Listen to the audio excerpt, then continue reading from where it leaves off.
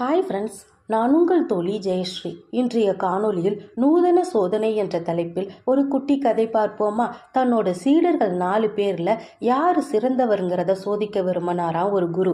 அதனால ஒரு சோதனையை வச்சாராம். கவிழ்த்து வைக்கப்பட்டிருந்த பானையை காமிச்சு அதுக்குள்ள என்ன இருக்குதுன்னு 4 பேர்ட்டையும் கேட்டாராம். முதலாவது சீடன் கவிழ்த்து வைக்கப்பட்டிருந்த பானையை பார்த்துட்டு அதுக்குள்ள எதுவும் இல்லைன்னு சொன்னானாம். 2வது சீடன் பானைக்குள்ள ஏதோ இருக்கணும் அப்படின்னு நினைச்சு அதை நிமிர்த்தி பார்த்தானா.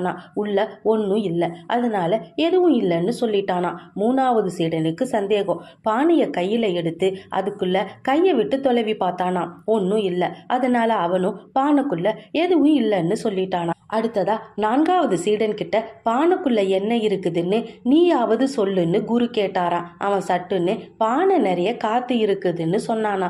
இதை எடுத்து பானைக்குள்ள உள்ள காத்தை வெளியே எடுக்க உங்களால முடியுமா அப்படின்னு கேட்டாராம் குரு.